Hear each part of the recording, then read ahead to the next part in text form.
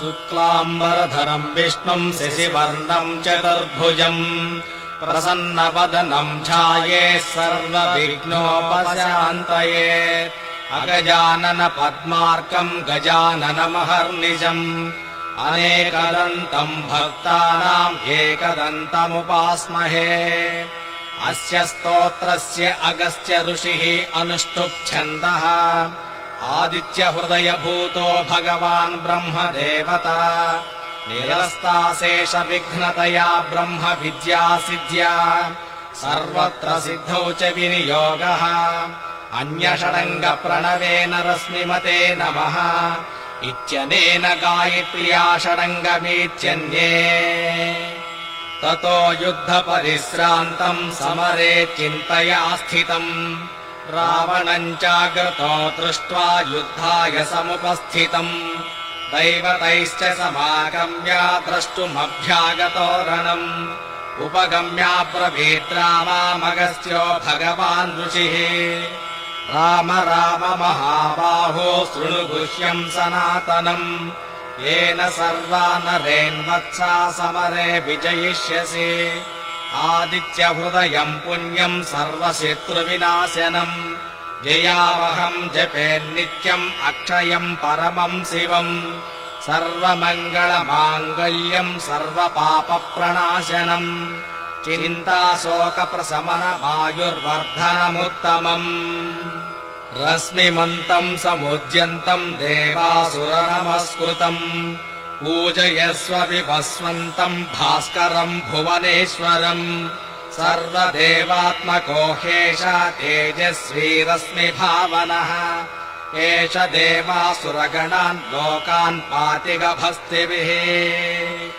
एष ब्रह्मश्च विष्णुश्च शिवः स्कन्दः प्रजापतिः महेन्द्रोदनधः कालो यमः सोमो ह्यपाम्बतिः पितरो वसवः साच्च ह्यश्विनौ मरुतो मनुः वायुर्वह्निः प्रजा प्राणा ऋतुकर्ता प्रभाकरः आदित्यसविता सूर्यः खगः पूषा गभस्तिमान् सुवर्णसदृशो भानुर्हिरण्यरेता दिवाकरः हरिदस्वसहस्रार्चिः सप्तः सप्तिर्मरीचिमान् तिमिरोन्मथनः शम्भुः स्त्वष्टा मार्ताण्ड अंशुमान् हिरण्यगर्भः शिशिरोस्तपनो भास्करो रविः अग्निगर्भोदिते पुत्रः शङ्खः शिशिरनाशिनः व्योमनादस्तमो भेदे रुद्यजुस्सामपारगः घनवृष्टिरपाम् मित्रो विञ्जवेदिः प्लवङ्गमः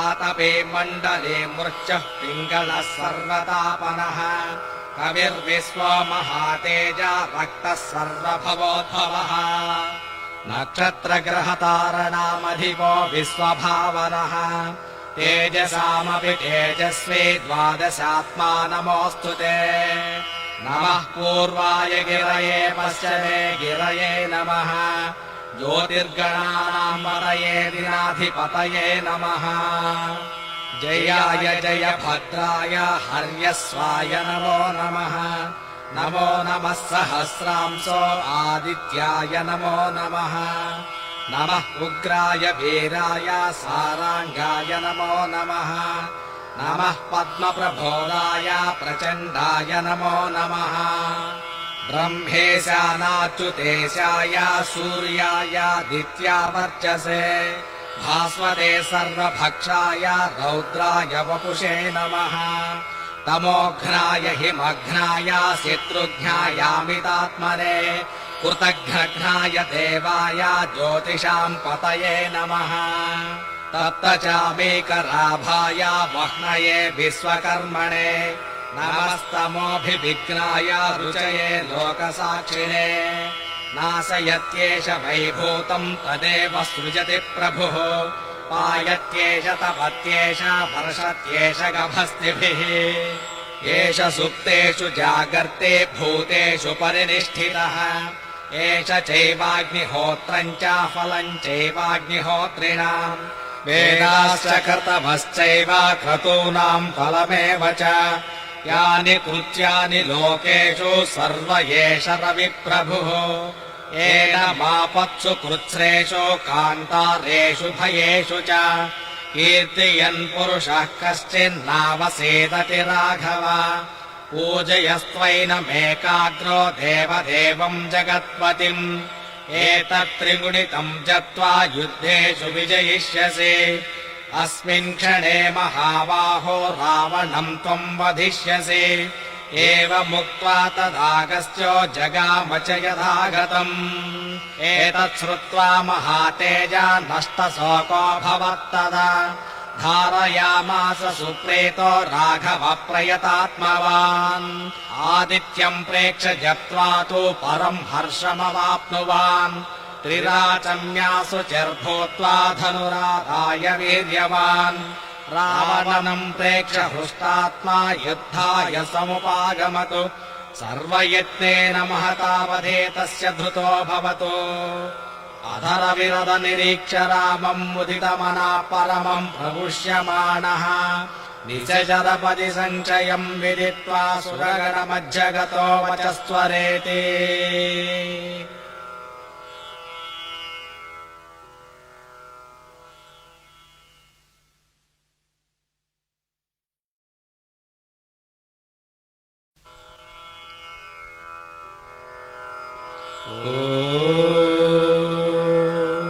शुक्लाम्बरधरम् विष्णुम् शशिवर्णम् चतुर्भुजम् प्रसन्नवदनम् ध्यायेत् सर्वविघ्नोपशान्तये अगजानन पद्मार्कम् गजाननमहर्निशम् अनेकदन्तम् भक्तानाम् एकदन्तमुपास्महे अस्य स्तोत्रस्य अगस्त्य ऋषिः अनुष्टुप् आदित्यहृदयभूतो भगवान् ब्रह्मदेवता निरस्ताशेष विघ्नतया ब्रह्म विद्या सिद्ध्या सर्वत्र सिद्धौ च विनियोगः अन्यषडङ्ग प्रणवेन रश्मिमते नमः इत्यनेन गायत्र्या षडङ्गमीत्यन्ये ततो युद्धपरिश्रान्तम् समरे चिन्तया स्थितम् रावणम् चाग्रतो दृष्ट्वा युद्धाय समुपस्थितम्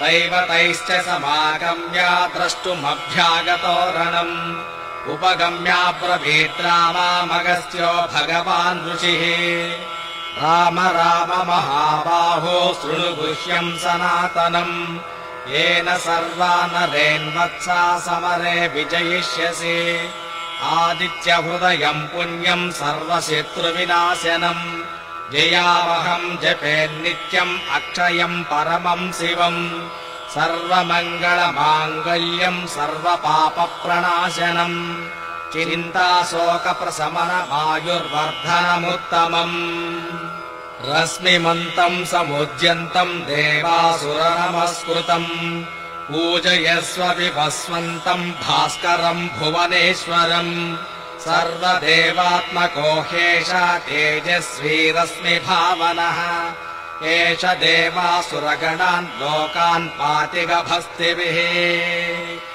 एष ब्रह्मश्च विष्णुश्च शिवः स्कन्दः प्रजापतिः महेन्द्रोदनधः कालो यमः सोमो ह्यपाम्बरिः पितरो वसवः सार्चा ह्यस्मिनौ मरुतो मनुः वायुर्वह्निः प्रजा प्राणा ऋतुकर्ता प्रभाकरः आदित्यसविता सूर्यः खगः पूषा गभस्तिमान् सुवर्णसदृशो भानुर्हिरण्यरेता दिवाकरः हरिदस्वसहस्रार्चिः सप्तः सप्तिर्मरीचिमान् तिमिरोन्मथनस्यम्बुः स्त्वष्टा मार्ताण्ड अंशुमान् हिरण्यगर्भः शिशिरोस्तपनो भास्करो रविः अग्निगर्भोदिते पुत्रः शङ्खः शिशिरनाशिनः व्योमनादस्तमो भेदी रुद्यजुस्सामपारगः घनवृष्टिरपाम् मित्रो विञ्जवेदिः प्लवङ्गमः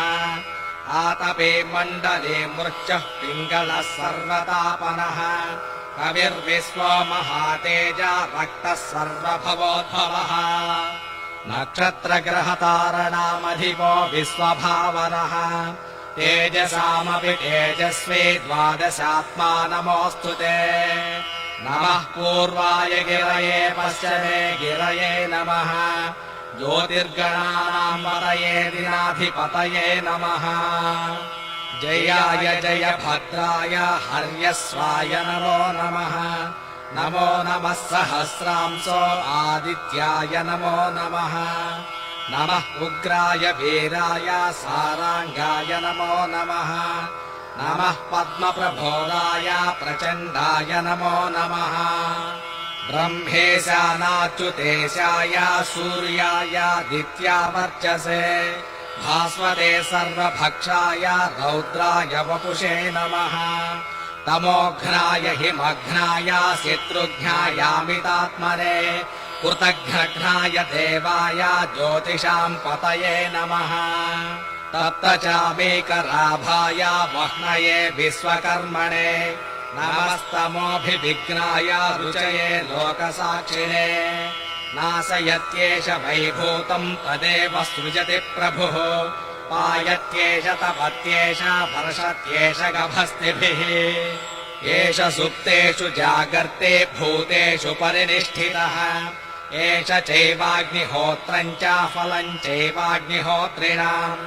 वेदाश्च कर्तमश्चैव क्रतूनाम् फलमेव च। यानि कृत्यानि लोकेषु सर्व एष रविप्रभुः। एनमापत्सु कृत्स्रेषु कान्तारेषु भयेषु च। कीर्तयन् पुरुषः कश्चिन्नावसेदति राघव। पूजयस्त्वैनमेकाग्रो देवदेवम् जगत्पतिम्। एतत्त्रिगुणितम् जप्त्वा युद्धेषु विजयिष्यसि। अस्मिन् क्षणे महाबाहो रावणम् त्वम् वधिष्यसि।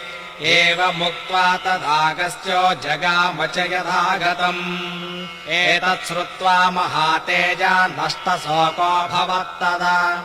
धारयामास सुप्रीतो राघव प्रयतात्मवान्। आदित्यम् प्रेक्ष्य जप्त्वा तु परम् हर्षमवाप्नुवान्।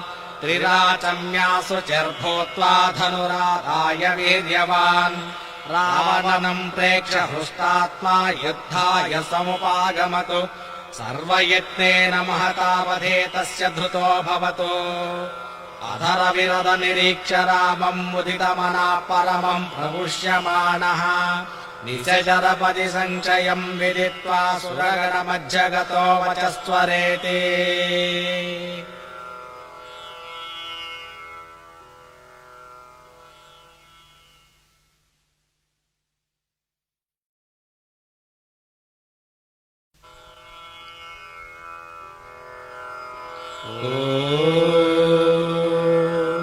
शुक्लाम्बरधरम् विष्णुम् शशिवर्णम् चतुर्भुजम् प्रसन्नवदनम् ध्यायेत् सर्वविघ्नोपशान्तये। अगजानन पद्मार्कम् गजाननमहर्निशम् अनेकदन्तम् भक्तानाम् एकदन्तमुपास्महे। अस्य स्तोत्रस्य अगस्त्य ऋषिः अनुष्टुप्-छन्दः। आदित्यहृदयभूतो भगवान् ब्रह्मदेवता। निरस्ताशेष विघ्नतया ब्रह्म विद्या सिद्ध्या। सर्वत्र सिद्धौ च विनियोगः।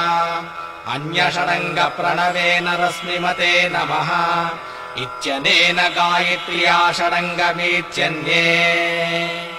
ततो युद्धपरिश्रान्तम् समरे चिन्तया स्थितम्। रावणम् चाग्रतो दृष्ट्वा युद्धाय समुपस्थितम्। दैवतैश्च समागम्य द्रष्टुमभ्यागतो रणम्। उपगम्याब्रवीत् रामामगस्त्यो भगवान् ऋषिः। राम राम महाबाहो शृणु गुह्यम् सनातनम्। येन सर्वा नरेन्वत्सा समरे विजयिष्यसि। आदित्यहृदयम् पुण्यम् सर्वशत्रुविनाशनम्। जयावहम् जपेन्नित्यम् अक्षयम् परमम् शिवम्। सर्वमङ्गलमाङ्गल्यम् सर्वपापप्रणाशनम्। चिन्ताशोकप्रशमनमायुर्वर्धनमुत्तमम्। रश्मिमन्तम् समुद्यन्तम् देवासुरनमस्कृतम्। पूजयस्व विभस्वन्तम् भास्करम् भुवनेश्वरम् सर्वदेवात्मको ह्येष तेजस्वी रश्मिभावनः एष देवासुरगणान् लोकान् पाति गभस्तिभिः एष ब्रह्मश्च विष्णुश्च शिवः स्कन्दः प्रजापतिः महेन्द्रो दनधः कालो यमः सोमो ह्यपाम्बतिः पितरो वसवः सार्चा ह्यश्विनौ मरुतो मनुः वायुर्वह्निः प्रजा प्राणा ऋतुकर्ता प्रभाकरः आदित्यसविता सूर्यः खगः पूषा गभस्तिमान् सुवर्णसदृशो भानुर्हिरण्यरेता दिवाकरः हरिदस्वसहस्रार्चिः सप्तः सप्तिर्मरीचिमान् तिमिरोन्मथनः शम्भुः त्वष्टा मार्ताण्ड अंशुमान् हिरण्यगर्भः शिशिरोस्तपनो भास्करो रविः अग्निगर्भोदिते पुत्रः शङ्खः शिशिरनाशिनः व्योमनादस्तमो भेदी रुद्यजुस्सामपारगः घनवृष्टिरपाम् मित्रो विञ्जवेदिः प्लवङ्गमः आतपे मण्डले मृत्युः पिङ्गलः सर्वतापनः कविर्विश्वो महातेजा रक्तः सर्वभवोद्भवः नक्षत्रग्रहतारणामधिपो विश्वभावनः तेजसामपि तेजस्वी द्वादशात्मा नमोऽस्तु ते नमः पूर्वाय गिरये पश्चिमे गिरये नमः ज्योतिर्गणानाम् पतये दिनाधिपतये नमः जयाय जय भद्राय हर्यस्वाय नमो नमः नमो नमः सहस्रांशो आदित्याय नमो नमः नमः उग्राय वीराय साराङ्गाय नमो नमः नमः पद्मप्रभोराय प्रचण्डाय नमो नमः ब्रह्मेशानाच्युतेशाय सूर्यायादित्यावर्चसे भास्वते सर्वभक्षाय रौद्राय वपुषे नमः तमोघ्नाय हिमघ्नाय शत्रुघ्नायामितात्मने कृतघ्नघ्नाय देवाय ज्योतिषाम् पतये नमः तप्तचामेकराभाय वह्नये विश्वकर्मणे नमस्तमोऽभिविघ्नाय रुचये लोकसाक्षिणे नाशयत्येष वैभूतम् तदेव सृजति प्रभुः पायत्येष तपत्येष वर्षत्येष गभस्तिभिः एष सुप्तेषु जागर्ते भूतेषु परिनिष्ठितः एष चैवाग्निहोत्रम् च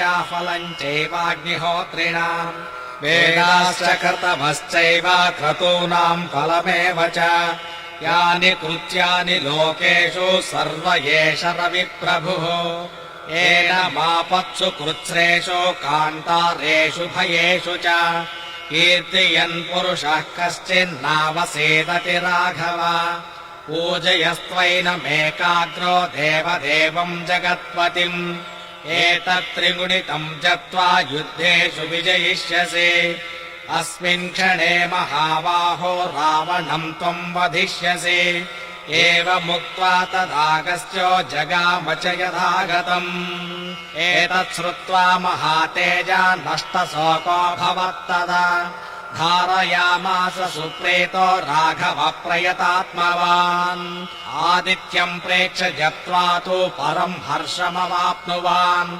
त्रिराचम्यासु चिर्भूत्वा धनुराधाय वीर्यवान् रावणम् प्रेक्ष्य हृष्टात्मा युद्धाय समुपागमतु सर्वयत्नेन महतावधे तस्य धृतो भवतु अधरविरद निरीक्ष्य रामम् मुदितमना परमम् प्रमुष्यमाणः निशचरपदि सञ्चयम् विदित्वा सुरगणमज्जगतो वचस्त्वरेति